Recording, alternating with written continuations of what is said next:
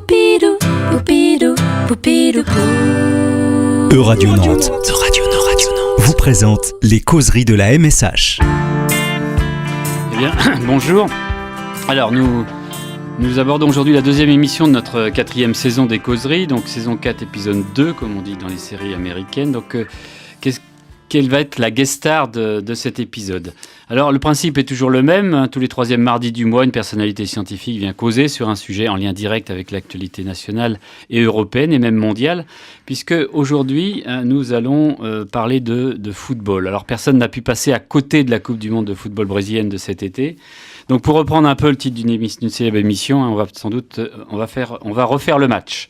Alors, bon, pour les connaisseurs, on vient de fêter les 150 ans de la naissance du football moderne. Je vous rappelle que le 26 octobre 1863, au Freemason Taverns du Lincoln's Inn Fields de Londres, 17 représentants des public schools anglaises se sont réunis pour unifier les règles du football qui variaient alors d'un collège à l'autre. Ces représentants allaient sans doute involontairement écrire l'un des chapitres importants de l'histoire moderne. En effet, 13 représentants ont voté en faveur des 13 lois qui unifièrent les règles du football association. Les 4 votants contre allaient participer ensuite à la création du rugby. Alors, ces 13 précurseurs du football moderne, imaginaient-ils que 150 ans plus tard, la Coupe du Monde de football puisse être regardée par la Terre entière? Donc, c'est à ce titre qu'il est intéressant que les sciences se penchent sur ce phénomène, qui est souvent vu comme un symbole même de la mondialisation. J'ai même lu que le football serait un avatar de la mondialisation. Alors, donc vous l'aurez deviné, on va parler de football et sciences humaines et sociales. Alors, avec mon invité que je vais présenter tout à l'heure, on va donc s'interroger sur le fait que est-ce que la recherche sur le football en sciences humaines et sociales, est-ce que c'est bien sérieux tout ça ? Donc, parce que le football fait l'objet d'un étonnant paradoxe sociologique. En dépit d'une place sociale et culturelle centrale, il reste très mal connu, méprisé par les intellectuels et saturé de prénotions. Qui la célèbre ou le condamne, les commentaires à son égard partagent en effet une même approche moralisatrice et individualisante de ce sport qui fait écran à la compréhension de ses logiques structurelles. Bon, c'est un peu verbeux tout ça, mais on reviendra là-dessus tout à l'heure. Et pourtant, donc, les recherches sur ce thème n'ont cessé de se multiplier au cours des dernières décennies, empruntant différentes perspectives. L'analyse de ce phénomène peut enrichir des domaines de recherche aussi divers que l'étude des relations internationales, des pratiques culturelles, des professions ou la sociologie politique, etc., etc. Je pense qu'on aura l'occasion d'y revenir avec notre invité. Alors, on avait déjà parlé de football et d'économie. C'était à propos de l'économie du football professionnel avec Bastien Dru au cours de la deuxième saison de ces causeries. Alors, le rapport entre le football et les intellectuels, c'est une longue histoire. Alors j'ai lu cet été, parce qu'il y a beaucoup d'ouvrages sur le foot qui sont sortis cet été à l'occasion de la Coupe du Monde. Je ne sais pas si mon invité l'aura lu aussi. C'est le livre de Jean-Claude Michéa, qui s'intitule « Le plus beau but était une passe ». C'est un très très beau livre, moi que j'ai bien aimé. Donc le plus beau but est une passe. C'est une réponse de Eric Cantona dans Looking for Eric, qui quand on lui demande quel était ton plus beau but, il dit mon plus beau but était une passe. Tout un programme. Donc Michéa qui dit « Il faut dire qu'à l'inverse de tous ceux qui se demandent encore comment il est possible de s'intéresser à la fois à Spinoza et à Lionel Messi, j'aurais plutôt tendance pour ma part à voir dans le mépris du football le signe d'une véritable infirmité intellectuelle. » Bon, j'irai peut-être pas jusque-là, mais c'est intéressant. Ce n'est bien sûr là, j'en suis parfaitement conscient, que la forme symétrique du préjugé intellectuel dominant. Alors, la plus belle illustration du rapprochement entre intellectuel et football est peut-être celle du sketch des Monty Python, ça s'appelle The Philosopher, Football Match, qui oppose les philosophes allemands aux philosophes grecs. Je pense que notre invité est allemand, il aura peut-être quelque chose à nous dire là-dessus au cours de cette émission. Mais il y a d'autres matchs qui opposent les intellectuels. Alors, dans l'équipe des hostiles, je reviens un petit peu loin, vous avez par exemple le conteur britannique Rudyard Kipling, qui, dès le début du XXe siècle, il comparait les aficionados à des petites âmes qui peuvent être rassasiées par les idiots bouhos qui pratiquent le football. Voilà. Ensuite, il y a aussi Borges, Georges-Louis Borges, qui dit « Qu'est-ce que vous pouvez trouver à 22 garçons en pantalon court poursuivant un ballon alors qu'il leur suffirait d'acheter 22 ballons ?» Ça, c'est méconnaître le football pour en arriver là. Et plus près de chez nous, si on veut regarder du côté francophone, Pierre Desproges, qui allait de sa maxime, qui nous disait voilà bien la différence entre le singe et le footballeur. Le premier a trop de mains ou pas assez de pieds pour s'abaisser à jouer au football. Et si on regarde dans l'équipe adverse, il y en a aussi, ils sont nombreux, les aficionados du football. Le plus connu, et je pense qu'il est cité dans le livre de mon invité, c'est Albert Camus, qui disait « Ce que je sais de la morale, c'est au football que je le dois ». Je vous rappelle qu'Albert Camus gardait les buts de son club à Alger. Il y a aussi Pier Paolo Pasolini qui disait « Chaque but a un caractère inéluctable et foudroiement, stupeur, irréversibilité, telle la parole poétique ». Choses très belles qui ont été écrites là-dessus. Gramsci, qui compare le terrain de football à un royaume de loyauté humaine exercée au grand air. Bon, il y a aussi Georges Champrin, on en dira peut-être au cours de cette émission. Il y a aussi des choses très très belles qui ont été écrites sur le football. Je crois qu'un des plus bels ouvrages sur le football qui a été écrit, c'est donc celui d'Eduardo Galeano, qui s'appelle Football, ombre et lumière, qui était un écrivain et journaliste uruguayen, qui à la fin des années 90 écrivait ceci à propos de l'évolution du football. Il écrivait la chose suivante: l'histoire du football est un voyage triste, du plaisir au devoir. À mesure que le sport s'est transformé en industrie, il a banni la beauté qui naît de la joie de jouer pour jouer. Le football professionnel condamne ce qui est inutile et est inutile ce qui n'est pas rentable. Il ne permet à personne cette folie qui pousse l'homme à redevenir un enfant un instant, en jouant comme un enfant joue avec un ballon de baudruche et comme un chat avec une pelote de laine. On aura l'occasion de parler de l'évolution du foot, ce qu'on appelle le football business, avec notre invité tout à l'heure. Alors, on peut regarder aussi les intellectuels du terrain, puisque si vous regardez Bill Shankly, par exemple, qui était l'entraîneur légendaire du club de Liverpool, entraîneur écossais, qui écrivait « Le véritable socialisme, c'est celui dans lequel chacun travaille pour tous les autres et où la récompense finale est partagée équitablement entre tous. C'est ainsi que je vois le football et c'est ainsi que je vois la vie. » Et puis beaucoup plus près de chez nous, je ne peux pas m'empêcher de citer donc Reynald Nouex, qui est un entraîneur du FC Nantes, qui est un des pères du jeu à la nantaise, avec José Arribas et Jean-Claude Souaudot, qui dit tout simplement, et c'est souvent repris, la victoire n'est pas l'objectif, mais la conséquence. Alors pour causer de tout cela et de beaucoup d'autres choses, alors nous sommes heureux d'accueillir aujourd'hui Albrecht Sonntag, qui est professeur et directeur du Centre pour l'intégration européenne. Si je me trompe, vous me corrigez. Et donc, il est professeur à l'école de management d'Angers, l'école supérieure des sciences commerciales d'Angers, l'ESCA. Il est aussi le coordinateur du projet FREE, Football Research in an Enlarged Europe. Donc, on aura l'occasion d'en parler tout à l'heure. Alors, Albrecht Sonntag est l'auteur d'un ouvrage sur le football qui est paru en 2008, qui s'appelle « Les identités du football européen ». Donc, dans cet ouvrage de sociologie, donc Albrecht Sonntag s'intéresse notamment à la question de savoir si, au XXIe siècle, avec la suppression progressive des frontières nationales et la constitution grandissante des interactions en réseaux de plus en plus globaux, la nation est encore pertinente en termes d'identification collective. Alors, faut-il prendre le football au sérieux? Donc, je reprends les termes de notre invité qui va faire une conférence donc, à la Maison des sciences de l'homme, qui est l'initiative de cette émission. Donc je reprends son petit synopsis. Pendant longtemps, le football a été considéré comme un objet peu convenable pour les sciences sociales et humaines, trop trivial, trop futile, trop dérisoire. Aujourd'hui, ce dédain que lui témoignait la recherche académique appartient au passé.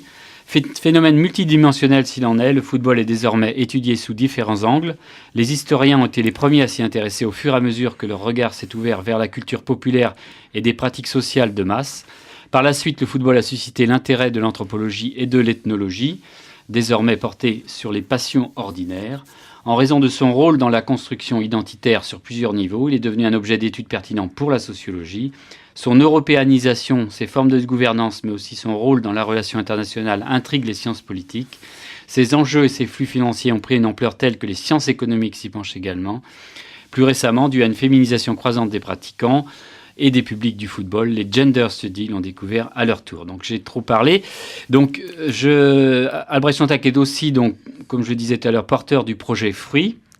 FREE comme Football Research in an Enlarged Europe. Je crois qu'on va avoir l'occasion d'en parler maintenant puisque je vais lui laisser la parole.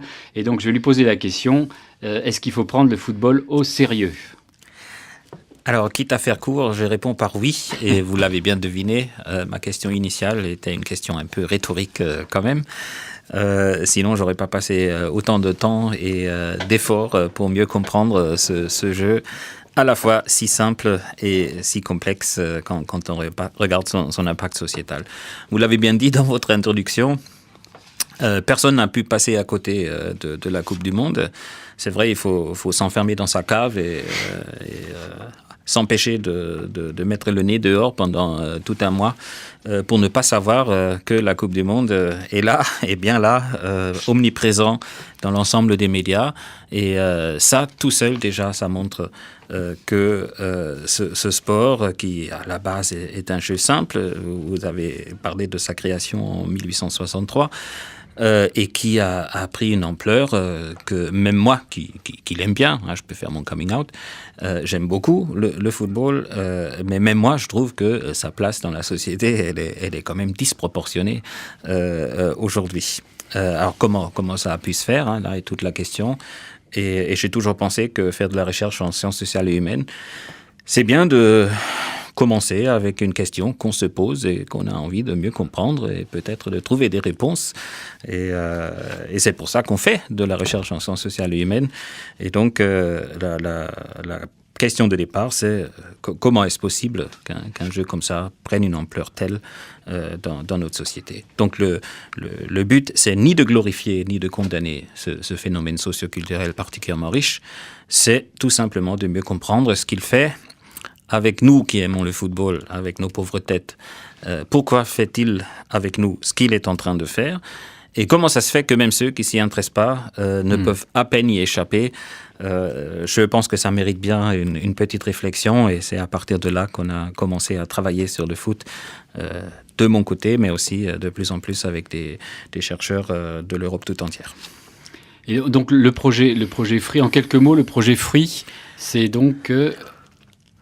Alors, le projet Free, c'est un projet européen. Quand on dit européen aujourd'hui, on implique automatiquement l'anglais comme langue de travail, d'où cet acronyme anglais Free. Et donc, vous l'avez déjà dit, c'est un raccourci pour Football Research in an Enlarged Europe.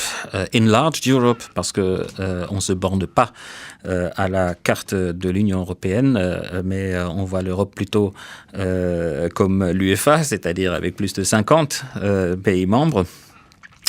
Et on avait envie de mieux comprendre ces dynamiques d'européanisation qui sont à l'œuvre depuis 2 bonnes décennies. Et c'est là-dessus qu'on a conçu un projet qui finalement a été sélectionné par la Commission européenne et le 7e programme cadre de la recherche européenne. Et que nous menons depuis 2 ans maintenant, 18 chercheurs dans 8 pays différents, 9 universités concernées, avec un budget, ma foi, fort généreux de la part de la Commission qui nous a permis de mettre en place une architecture de recherche assez ambitieuse. Maintenant, est-ce qu'on va trouver le saint graal de l'identité européenne? J'en doute fort. Mais est-ce qu'on va mieux comprendre un petit peu ce qui se passe avec le football aujourd'hui dans notre continent? Ça, oui, je pense qu'on a trouvé des choses un peu originales et nouvelles. On en reparlera au cours de cette émission. On arrive donc au terme de cette première partie. Je crois que j'ai trop parlé, mais enfin bon. Je laisserai la parole à mon invité tout à l'heure.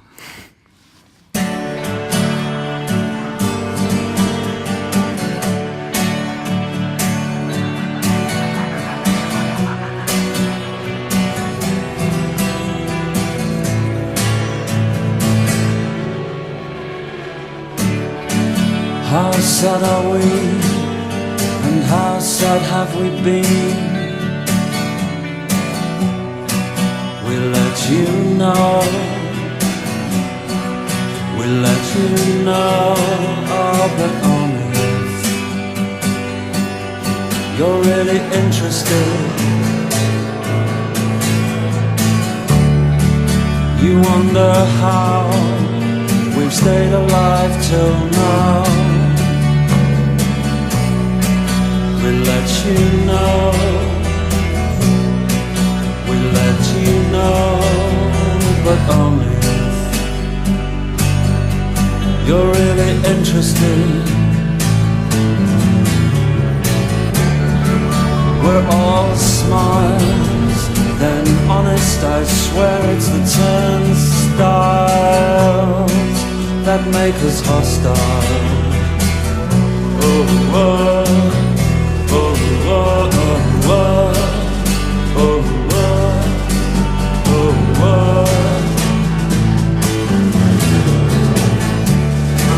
We will descend on anyone unable to defend themselves.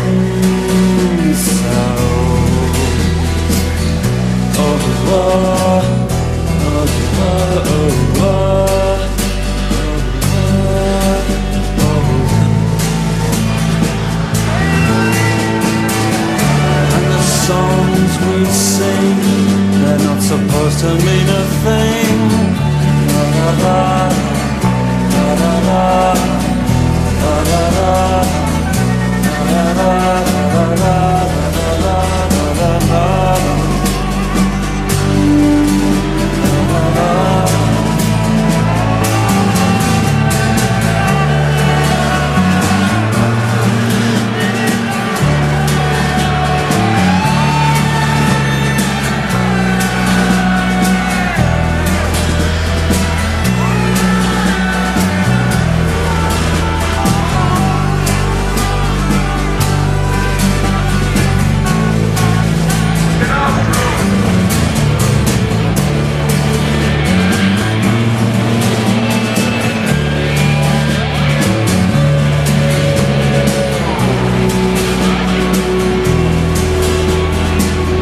Poupidou, poupidou, Euradio Nantes, poupidou, les causeries de la MSH.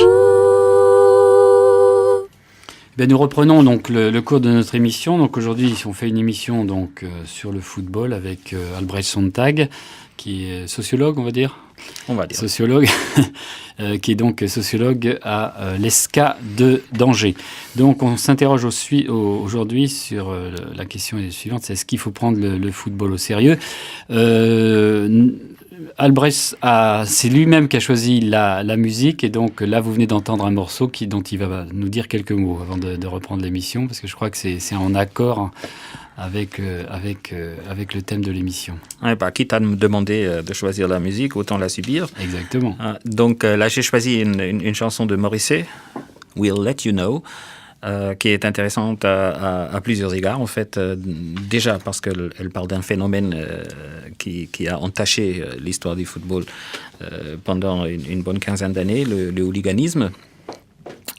Qui attache cet hooliganisme à une forme de Britishness, ce qui est assez surprenant, et qui est une chanson assez triste dans l'ensemble, parce que c'est une tristesse qui pousse certains supporters vers la violence. Mais ce qui m'intéresse moi tout particulièrement de cette chanson, c'est qu'elle a été publiée en 1992, qui est vraiment le tournant d'une époque dans le football. Vous avez mentionné Eduardo Galeano tout à l'heure, qui exprime le regret d'un âge d'or différent où on jouait pour la simple joie de jouer. On peut avoir des doutes par rapport à ça, puisque le professionnalisme ne date pas d'aujourd'hui, mais 92 marque la fin d'une époque, à plusieurs égards, dans plusieurs dimensions. C'est le début de la professionnalisation très très prononcée des instances de gouvernance du football, des ligues notamment qui se rendent indépendantes des fédérations.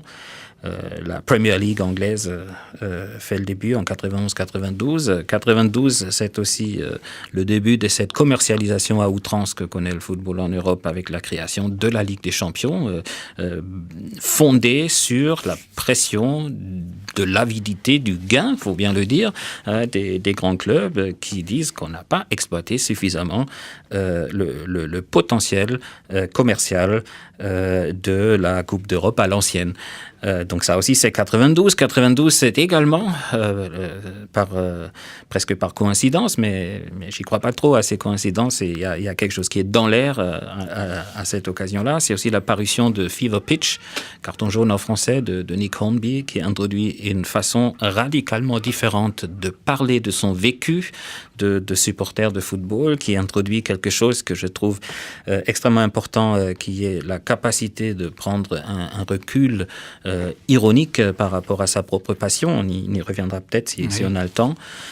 Et le début des années 90, c'est également autre chose qui se dessine, c'est la fin du marquage territorial des grands clubs avec le mélange, le brassage multiculturel qui s'annonce et qui se concrétise par l'arrêt Bosman en 1995. Donc on a là franchement un tournant d'une époque et on peut dire que depuis les années 90, le football européen, il n'est plus ce qu'il était avant. Oui, alors vous avez parlé de l'arrêt Bosman, donc c'est vrai que les économistes, ils ont tendance effectivement à voir le départ du foot business à partir de cet arrêt. Bon, vous allez nous en dire quelques mots. Donc, pour nos auditeurs, l'arrêt Bosman. Alors, l'arrêt Bosman est donc une décision de la Cour de justice européenne qui a fait couler beaucoup d'encre, beaucoup plus que certains autres, qui étaient peut-être plus importantes. Mais donc, cette décision-là, elle a mis fin, pour résumer rapidement, elle a mis fin au quota des joueurs étrangers dans les clubs professionnels européens. Des ressortissants européens. Déjà ça, mais les différentes ligues concernées ont sauté sur l'occasion pour faire tomber d'autres barrières par la suite. Et je pencherait plutôt vers une interprétation qui prétend que l'arrêt Bosman ne fait que couronner un processus qui était déjà mis en route par les clubs. Là où l'arrêt Bosman est vraiment intéressant, c'est que les instances de gouvernance du football, en l'occurrence surtout l'UEFA et ses fédérations, sont obligées de reconnaître qu'il y a une loi en dehors de leur propre champ de responsabilité et qu'ils ont intérêt à suivre cette loi. Et cette loi prévoit le libre mouvement des travailleurs. Vous en avez un devant vous qui a bougé librement d'Allemagne vers la France. Et pourquoi un footballeur ne pourrait pas faire la même chose qu'un prof, hein. Donc c'est un moment important quand même, je trouve aussi, non seulement dans l'histoire du foot contemporain, mais aussi dans celle de l'Union européenne, qui dit soit on a des lois qui sont valables, et dans ce cas-là, aussi dans le monde du sport, et dans ce cas-là, le monde du sport, il faut qu'il les mette en œuvre dans son propre champ de responsabilité. Oui, alors la conséquence de cet arrêt, vous allez me dire si c'est une conséquence, mais ça rebondit un petit peu sur votre objet de recherche, sur les identités. Par exemple, effectivement, cet arrêt implique, par exemple, qu'il peut y avoir des équipes qui jouent avec uniquement des ressortissants étrangers. Ça a été le cas de l'Inter de Milan quand ils ont gagné la Coupe d'Europe. C'est souvent le cas en Angleterre, notamment l'équipe d'Arsenal, elle a joué certaines fois sans ressortissant anglais. Donc après, effectivement, je pense que vous intéressez aux identités du football. Effectivement, alors après, ça au niveau du soutien populaire que peut avoir un club, ça a sans doute changé un petit peu les choses.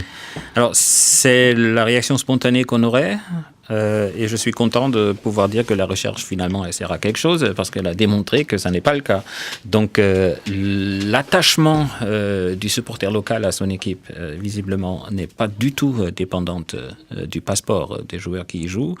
Il y a d'autres marqueurs identitaires. Mon collègue David Rand a publié un ouvrage tout entier à cette question à la Manchester University Press et c'est très intéressant de constater que le supporterisme n'a pas du tout été affecté par ça. À mon avis, l'arrêt Bosman, tellement décrié par les acteurs du football lui-même, est-ce qu'il pouvait arriver de mieux au football? On s'aperçoit aujourd'hui qu'il a quasiment sauvé les équipes nationales qui étaient, on a tendance à l'oublier, en déclin au début des années 90 par rapport à la puissance des grands clubs et des compétitions européennes, et qui aujourd'hui, justement parce que l'arrêt Bosman a fait en sorte que le monde des clubs, le football des clubs, soit devenu synonyme de commercialisation, professionnalisation, brassage, détériorisation,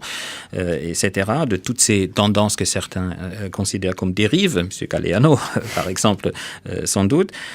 En raison de ces tendances-là, les équipes nationales, aujourd'hui, ont su se repositionner comme dernier recours de l'authenticité, de la joie de jouer. Pour jouer, quand on regarde la finale de la Coupe du Monde, on n'a a vraiment l'impression que les garçons pensent tout le temps à l'argent, aux primes qu'ils peuvent encaisser.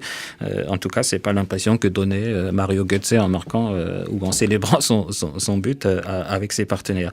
Donc il y a là, depuis les années 90, un décalage grandissant entre deux formes de football, et ce sont deux formes qui se coulent à merveille dans nos attentes, l'attente du consommateur citoyen à l'heure de la globalisation, qui d'un côté veut bénéficier de cette libéralisation d'une sphère marchande qu'est le football aussi, avec toutes les conséquences positives que ça peut avoir, mais qui cherche en même temps une compensation pour les impacts négatifs, et il la trouve dans le bon vieux monde de l'État-nation, qui lui offre des équipes sans publicité sur le maillot, qui jouent pour l'honneur et qui s'affrontent entre entités clairement identifiables, genre France, Allemagne, Angleterre, Écosse, etc. Oui, ça c'est vrai que c'est plutôt une bonne chose. Quand on aime le football, c'est ce qui est intéressant dans les équipes nationales, c'est effectivement il y a peut-être cette résurgence du football un petit peu à l'ancienne où on retrouve un petit peu si vous travaillez sur les identités, on retrouve effectivement cette espèce d'identification du supporter à son équipe, ce qui est peut-être plus difficile avec une équipe de club aujourd'hui. Ce sont deux offres identitaires différentes et, à mon avis, très complémentaires. Et on le constate que les équipes nationales, un événement comme la Coupe du Monde, ou aussi ce qu'on appelle l'Euro, le championnat d'Europe, attirent un type de spectateur qui n'est pas forcément mordu par le football, mais qui trouve là une possibilité de s'identifier à son groupe national, retrouver un petit peu l'idée de la communauté de destin, assez malmenée par les autres tendances de la globalisation ou de l'intégration européenne, par exemple, ou de la si souvent décriée individualisation de nos sociétés. On a là un petit antidote temporaire, et comme le football suit un calendrier clairement fixé et très régulier, on sait que tous les 2 ans, en gros, on peut se permettre ce petit bain dans la douce euphorie du sentiment de chaleur communautaire partagé. Eh bien, on terminera là-dessus cette deuxième partie de notre émission qui est consacrée donc au football, ses identités, ses évolutions, etc.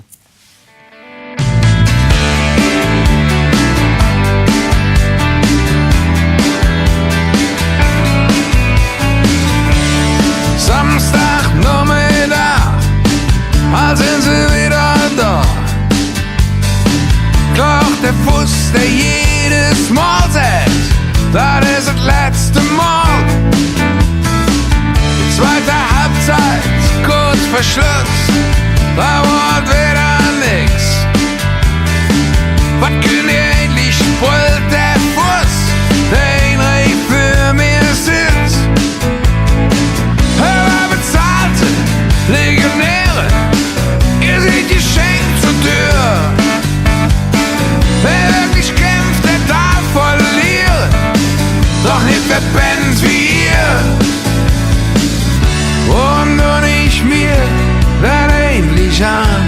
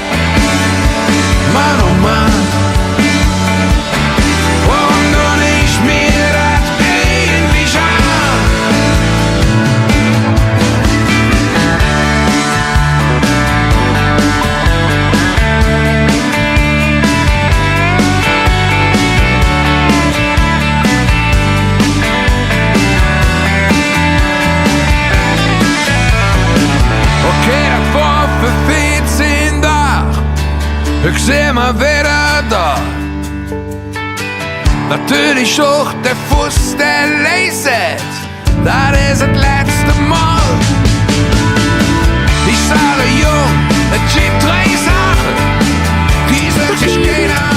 De Radio Nantes, les causeries de la MSH. Eh bien, nous reprenons notre émission des causeries de la MSH. Aujourd'hui, c'est donc on parle de football après la Coupe du Monde. Donc, notre invité, c'est Albrecht Sonntag, qui est supporter de l'équipe d'Allemagne, je suppose, il va peut-être nous en parler. Néanmoins, chercheur en sciences sociales. Donc, c'est lui qui a choisi aussi ce morceau qui est en allemand. Donc, peut-être que ça ne va pas parler à tout le monde, à tous nos auditeurs, mais il va nous en dire quelques mots. Je tiens surtout à rassurer les germanistes d'entre les auditeurs qui n'ont rien compris à cette chanson. C'est pas étonnant. C'est chanté dans le dialecte de Cologne et c'est même dur pour le Souabe que je suis ou pour les Bavarois qui écoutent de comprendre tout cela. Mais comme l'Europe est aussi très attachée à la diversité linguistique, je me suis dit c'est approprié pour Radio Nantes. C'est une chanson particulièrement adaptée à notre émission dans la mesure où elle décrit un supporter qui se demande pourquoi je m'impose tout ça, pourquoi je continue à aller au stade, pourquoi je me fais autant de mal. C'est des questions qu'on se pose nous aussi. Alors, notre hôte de l'émission en tant que supporter du FC Nantes, il sait de quoi il parle. C'est intéressant aussi dans la mesure où, visiblement, on ne peut pas facilement résilier cet attachement avec le club, souvent de son enfance. C'est le club qui te choisit et pas l'inverse, et après, il ne te lâche plus. Et aujourd'hui, à notre époque où nos existences sont quand même caractérisées, marquées par une grande instabilité, par de l'insécurité, par des incertitudes, il est bien d'avoir certaines certitudes dans la vie. Et l'une de celles dont on peut vraiment être tout à fait sûr, c'est que samedi prochain, on souffrira à nouveau avec son club qui n'est jamais à la hauteur de ce qu'il devrait être. Donc cette chanson-là, j'y tenais particulièrement. Mais je crois que c'est Rick Perry qui disait on peut changer de boulot, on peut changer de femme, mais on peut pas changer de club de football. Tout est dit là-dedans, non ? Tout est dit. Alors Albrecht Sonntag, oui, on va peut-être. Vous avez animé une chronique sur le monde tout au long de la Coupe du Monde. Donc c'est une chronique qu'on peut consulter, je crois, en ligne. Je pense. Ils sont toujours en ligne. Ils sont toujours en ligne, oui. Et donc ce qui est intéressant, c'est on va parler un peu peut-être football, oui. Quel est le regard du chercheur en sciences humaines et sociales sur la Coupe du Monde, sur cette Coupe du Monde? Comment vous l'avez vécu? Bon, avec un peu de recul, puisqu'avec un peu de recul que permet la science parfois. Et puis peut-être vous allez aussi nous parler un petit peu de la façon dont vous avez vécu cette Coupe du Monde en tant qu'Allemand et en tant qu'adversaire de l'équipe de France. Parce que je crois que je tiens à ce qu'on parle aussi un petit peu de cet épisode de Séville. Je vous laisse la parole. Alors, la Coupe du Monde, je l'ai vécue à la fois comme simple amateur de football, scotché devant son écran et quand même épaté par le spectacle qui était proposé. Je l'ai vu en tant que citoyen qui, dans son fort intérieur, espérait un petit peu que les Brésiliens, à la limite, saisissent cette opportunité pour continuer à dénoncer tout ce qui ne va pas dans leur société. Et je l'ai vécu aussi en tant que chercheur en sciences humaines et sociales, puisque dans notre projet Free, elle était un moment important. Nous avons fait des observations de terrain pendant un certain nombre de matchs répartis sur différents pays et nous sommes en train d'exploiter les notes que nous avons prises, donc une étude comparative assez originale. C'est une Coupe du Monde qui reflète bien le football tel qu'il est, c'est-à-dire multidimensionnel. On peut le regarder avec des chapeaux très très différents, on peut le vivre de manière différente. Nous, dans notre équipe de chercheurs, on s'est cette fois-ci tout particulièrement intéressé à ce phénomène de transfert de sympathie. C'est un tournoi, il y a des équipes qui sont éliminées à un moment donné, et derrière, le design fondamental du football faisant qu'on croise quand même le doigt pour quelqu'un pour profiter pleinement des ressorts dramatiques que ce jeu est capable de développer. On s'est donc demandé comment réagissent les personnes orphelines de leur propre équipe pour la suite du tournoi. Et on a cherché à trouver les différentes motivations pour lesquelles on peut espérer, souhaiter la victoire des uns, voire même la défaite ou l'élimination des autres. Donc un phénomène tout à fait intéressant qu'on trouve aussi d'ailleurs en dehors de la Coupe du Monde dans les compétitions européennes où on parle de supporterisme secondaire pour les personnes qui ont leur club favori dans leur propre pays, dans leur propre championnat, mais qui ont aussi jeté leur dévolu, qui se sont attachés émotionnellement à un grand club étranger, peut-être même parfois c'est pas si grand que ça, mais dans un autre pays. Donc la Coupe du Monde est un fantastique spectacle. Je pense que pour ceux qui aiment le football, c'était formidable.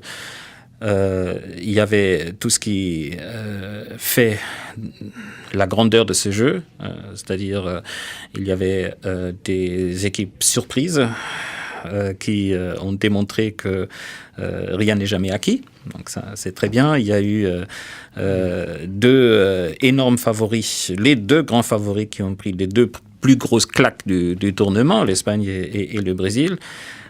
Ça, faut me montrer un autre sport où ça se produit. C'était quand même assez réjouissant. Et il y avait à nouveau, et particulièrement en France, on pouvait l'observer, il y avait un investissement émotionnel de la part d'une partie de la population, importante partie de la population, bien au-delà des simples amateurs de football. On avait une équipe de France qui a su attirer des sympathies sur elle, en éliminant un certain nombre de comportements précédents. Et la rapidité avec laquelle cette perception a changé démontre quand même à quel point beaucoup de Français ont quand même envie d'avoir une équipe sympa à supporter et à s'identifier avec ce maillot bleu et ce coq sur la poitrine. Ça veut quand même dire quelque chose. Mais oui.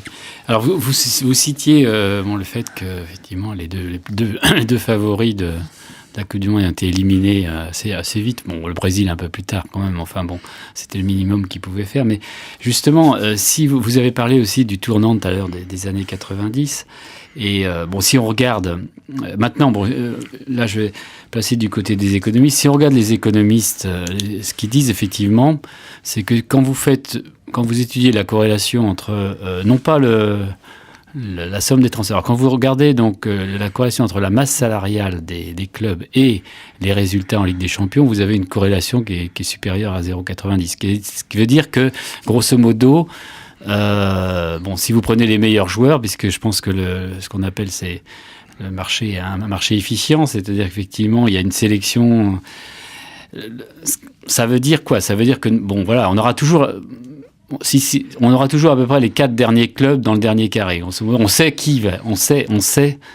Donc quels vont être les 4 derniers clubs qui vont faire partie donc des demi-finales. Je pense. Donc après. C'est vrai que moi, je me suis toujours posé la question, mais comment on peut s'intéresser à un sport où finalement il n'y a plus la glorieuse incertitude du sport finalement. Donc c'est une question que je me pose. Alors moi, c'est vrai que je la regarde un peu comme un spectacle, mais je veux dire, quand on est supporter, c'est vrai que c'est une évolution qu'a eu le sport qui est assez étrange. Étrange, c'est bien l'adjectif qui convient. Il y a plusieurs réponses à ces interrogations. La première, c'est que le football réussit quand même, mine de rien, à avoir ses petits invités surprises. Je pense à Dortmund en 2013, par exemple. Sait-on jamais si cette année, il y en a une autre. Il y avait l'Atlético Madrid l'année dernière qu'on n'attendait pas. Et c'est un aléa. Et je suis d'accord avec vous qu'actuellement, le football des clubs professionnels, surtout en Europe, il perd beaucoup de son incertitude. Dès que vous vous tournez vers un management basé sur la rationalité et sur la stabilité des résultats, eh bien, vous éliminez au fur et à mesure cette incertitude qui fait la grandeur de ce sport. C'est ce que je disais tout à l'heure, ça explique le renouveau spectaculaire des équipes nationales et des tournois des équipes nationales depuis France 98, qui était la première grande explosion identitaire après un flottement d'une dizaine d'années. C'est clair. Le football, il vit beaucoup aussi de ces mythes qu'il a construits pendant un siècle et plus de son histoire. Par exemple, vous l'avez mentionné aujourd'hui, il y a beaucoup des Brésiliens, par exemple, des Argentins, ils jouent presque tous en Europe. Donc, est-ce qu'on peut encore parler des fameux styles nationaux? À mon avis, plus du tout. Et j'en suis bien content en tant qu'Allemand qu'on puisse parler du pur style allemand des années 80, mais qu'aujourd'hui, d'autres sont obligés de dire que ça joue plutôt bien au foot. Et il est vrai que le but de la finale, par exemple, aurait pu être un produit de l'école brésilienne des années 70. Donc, ça aussi, ça se mélange. Il y a quelque chose qui se perd, et je comprends la nostalgie d'auteurs comme Eduardo Galeano ou d'autres qui déclarent ou qui regrettent, qui déplorent la perte de l'âge d'or dans les différents forums ou blogs qu'on peut lire. C'est pour ça qu'il est essentiel de comprendre comment fonctionnent ces mécanismes d'identification et pourquoi ils n'ont rien perdu de leur capacité à jouer avec nos besoins psychosociaux. Eh bien, merci Albrecht Sonntag. On termine la troisième partie de cette émission. On va reprendre tout à l'heure. C'est pas grave. C'est pas grave. C'est pas grave. Que Ribéry soit pas joli, c'est pas grave. Que Benzema soit mal poli, c'est pas grave. Même si c'est la faute à Nasri, c'est pas grave. C'est pas grave. Si Valbuena fait du chiquet, c'est pas grave. Ou si Giroud tire à côté, c'est pas grave. Loris est là pour nous sauver, c'est pas grave. Allez, si vous gagnez les bleus, tout ira beaucoup mieux. Plus personne vous dira des saloperies comme ça.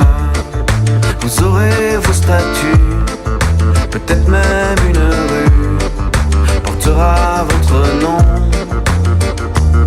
C'est pas grave. Si Koscielny fait penalty, c'est pas grave. Sur une erreur de Debuchy, c'est pas grave. Même si c'est la faute à Nasri, c'est pas grave. C'est pas grave.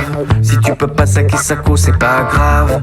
T'iras faire la fête à Rio, c'est pas grave. Mais tu vas finir à Sochaux, c'est pas grave. Allez, si vous gagnez les bleus, tout ira beaucoup mieux. La France viendra danser sur les Champs-Élysées. Tout le monde sera content, surtout le président. On lui foutra la paix. Allez, c'est pas grave. C'est pas grave. C'est pas grave. Même si Abidal est cramé, c'est pas grave. Même si Eva est fatiguée, c'est pas grave. Y'aura Cabaye et Matuidi, c'est pas grave. Et Pogba viendra les aider, allez. Si vous gagnez les bleus, tout ira beaucoup mieux. Plus personne vous dira des saloperies comme ça. Vous aurez vos statuts, peut-être même une rue portera votre nom. Allez, si vous gagnez les bleus, tout ira beaucoup mieux. La France viendra danser sur les Champs-Élysées. Tout le monde sera content, surtout le président. On lui foutra la paix, au moins pour cet été.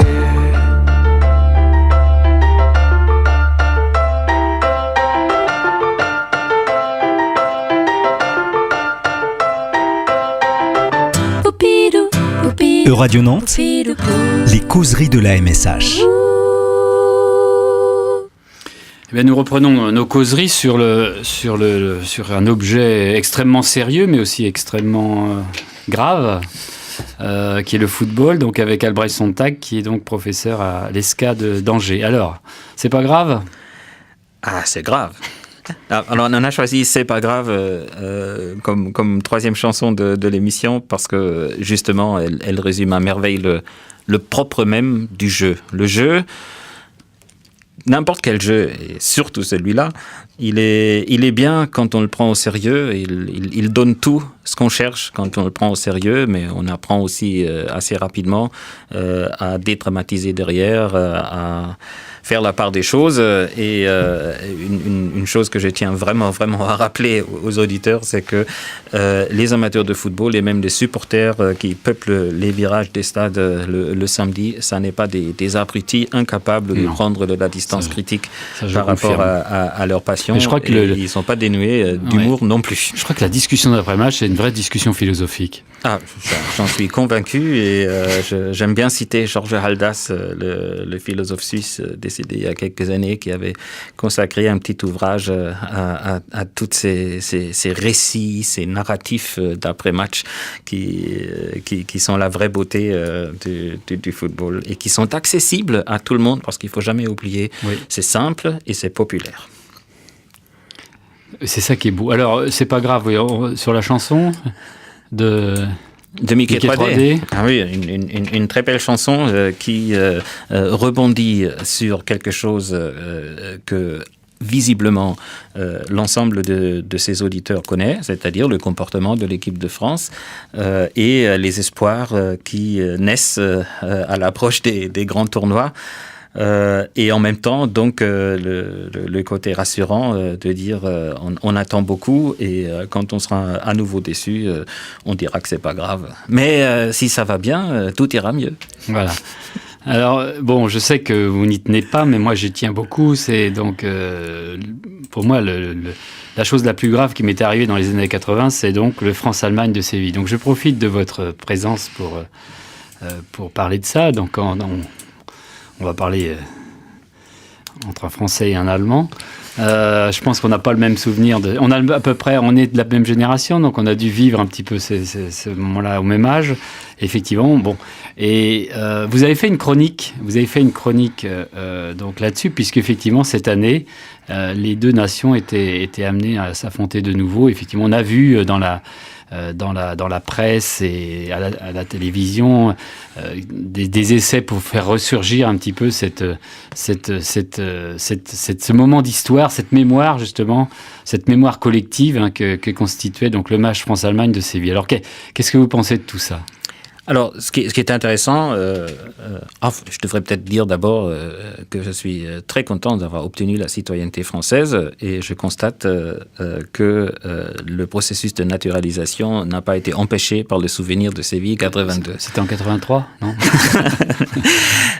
Alors, donc, oui, alors ce qui est intéressant, c'est le côté avide des médias d'exploiter le potentiel émotionnel de ce souvenir. Et donc vous avez dû apprécier, vous avez dû apprécier la remarque de Didier Deschamps en disant ils n'étaient pas nés. Oui, alors d'ailleurs, remarque répétée par Joachim Löw de l'autre côté. Donc j'ai trouvé très sain l'attitude du staff français et du staff allemand qui disait ça ne sert à rien de ressasser des aigreurs. Mais ce qui est intéressant aussi, c'est que il y a là un partage d'une génération à une autre d'un souvenir qui l'a marqué. Mais je me souviens en 98, juste avant la Coupe du Monde, François avait fait un petit questionnaire aux 22 sélectionnés français qui devenaient champions du monde quelques semaines après. Quel est votre premier souvenir de football? Et il y en avait plus que la moitié d'entre eux qui disaient Séville 82. Ben oui. Voilà, donc c'est quelque chose qui est resté et c'est d'ailleurs des moments, des lieux de mémoire comme Séville 82, comme cette demi-finale sous la chaleur d'Andalousie. ce moment historique, ce monument, on peut bien le dire, comment est-ce possible que les livres d'histoire occultent des choses qui ont tant d'importance pour toute une génération d'une société donnée? C'est quelque chose qui m'a toujours travaillé, cette question de la différence entre la mémoire nationale officielle, celle qu'on finit par retrouver dans les manuels d'histoire et dans les ouvrages savants, et cette mémoire collective populaire, parfois un peu méprisée par les académiques, mais qui est partagée par un nombre autrement plus important, parfois, que les dates déclarées d'importance nationale. Et c'est là-dessus qu'on a axé aussi pas mal de travail au sein du projet Free. C'est quelque chose qu'on a voulu élucider de manière plus intéressante et plus empathique aussi que ne l'a fait l'histoire ou l'historiographie jusqu'ici. Aussi avec la perspective européenne, toujours se demander si Séville 82, est-ce que c'est une histoire française? Est-ce que c'est une histoire franco-allemande? Est-ce que c'est une histoire européenne à la fin? Il est étonnant le nombre de personnes en dehors des deux pays qui se souviennent de ce match. Donc là aussi, on voit qu'il y a une européanisation de la mémoire du football qui est à l'œuvre. Ouais, c'était très, très intéressant. Et je voulais aussi, juste pour terminer, parler de certains mouvements supporters qu'on voit apparaître actuellement puisqu'on parle d'identification. Vous voyez, le fait que de plus en plus de supporters se sentent complètement dépossédés un petit peu de leur club. C'est-à-dire qu'effectivement, on leur dit maintenant, de toute façon, il y a tellement d'argent que, bon, voilà, les présidents changent, les entraîneurs changent très vite, les joueurs, c'est souvent plus les mêmes, c'est pas des joueurs qui sont issus un petit peu du tissu local. Donc, il y a une sorte c'est un petit peu, les équipes sont un petit peu hors sol à tout point de vue, etc. Et je pense qu'il y a quand même, il y a certains mouvements, on parlait de supporters directs tout à l'heure, qui veulent essayer de changer un petit peu les modes de gouvernance des clubs et notamment essayer d'associer les supporters à la vie du club. C'est peut-être, est-ce que vous pensez que c'est, alors vous êtes spécialiste d'identité, est-ce que ça peut être vu comme une volonté effectivement de se réapproprier quelque chose dont ils se sentent dépossédés? Alors vous basculez là vers un autre sujet pilier de notre projet européen, qui est la question de la gouvernance et surtout de la perception de la gouvernance du football à tous les niveaux, club, fédération, UEFA, FIFA, la perception qu'en ont les supporters de base. Et là-dessus, on a fait un travail assez riche, sous forme de enquête de terrain anthropologique, mais aussi enquête quantitative par questionnaire, que nous sommes en train d'exploiter. Nous avons fin du mois d'octobre notre conférence à ce sujet même en Angleterre. Quelle est la part des supporters dans la gouvernance du jeu? Qu'est-ce qu'ils espèrent comme gouvernance future? Comment ce jeu doit-il être administré pour rester ce qu'il est? Donc ça, c'est quelque chose qui a une pertinence politique très forte. Hein. On peut travailler sur la mémoire collective, ça ne va pas changer la vie des gens, ça apporte une meilleure compréhension d'un phénomène sous-estimé, certes, mais là, quand on touche à des questions de gouvernance du jeu, on est en plein dans des questions de l'ordre politique et on espère apporter des suggestions et des recommandations aux décideurs, qu'ils soient dans les grandes fédérations, dans les clubs ou même dans les institutions européennes. Mais ça, c'est pour les 6 mois qui nous restent dans le projet actuellement. Donc, vous serez amené donc à publier un certain nombre de résultats sur ce sujet. Alors. Il y aura des publications, forcément. C'est pour ça qu'on fait la recherche aussi. C'est pour la publier par la suite. On a signé un contrat pour une série d'ouvrages qui paraîtra également en anglais. C'est un petit peu la rançon du travail collaboratif européen. C'est qu'on publie surtout en anglais. Ça va bien nous occuper pour les 2-3 années qui viennent. Alors, je vous dois encore une réponse d'ailleurs par rapport à l'introduction de notre entretien. Le match entre les philosophes grecs et les philosophes allemands de Monty Python. Magnifique. Pour ceux qui ne l'ont pas encore vu, je vous dis, allez sur YouTube, regardez-le. C'est un moment d'anthologie. Donc, je rappelle le score, 1-0 pour les Grecs. Pour les Grecs, oui. Voilà. Donc, mon analyse est très simple. Il aurait fallu titulariser Marx depuis le début et on aurait eu une chance de l'emporter. Quand on voit comment il se réchauffe sur la ligne de touche, on dirait, ce joueur-là, ça aurait pu être le Mario Götze de Monty Python. On aurait pu quand même faire basculer le match en notre faveur.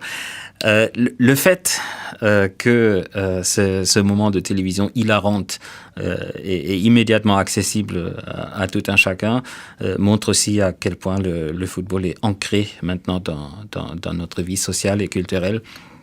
Et à quel point il peut déclencher des réactions à la fois graves et pas graves du tout. Et je crois qu'il y a eu un pastiche de cette petite vidéo cette année où on opposait donc les philosophes français aux philosophes allemands. Mais ça n'a pas eu et le score alors? Je sais plus. Ouais. C'est peut-être un match aussi verrouillé que celui qu'on a vu à Maracana, qui était bouclé après 20 minutes. C'était somme toute un peu décevant, je pense. Oui. Mais à la limite, c'était aussi un moment assez sain par rapport au hype médiatique qui avait précédé les 3 jours juste avant.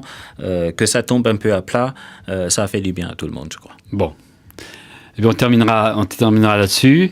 Merci à Albrecht Sontag d'avoir accepté de passer avec moi une petite heure en parlant donc d'une chose que j'aime beaucoup, donc qui est le football. Donc effectivement, c'était un moment très agréable. Je finis en général par une citation. Je vais reprendre Pasolini, évidemment, que j'ai cité au début, qui disait « Le football est la dernière représentation sacrée de notre temps. C'est un rite, dans le fond.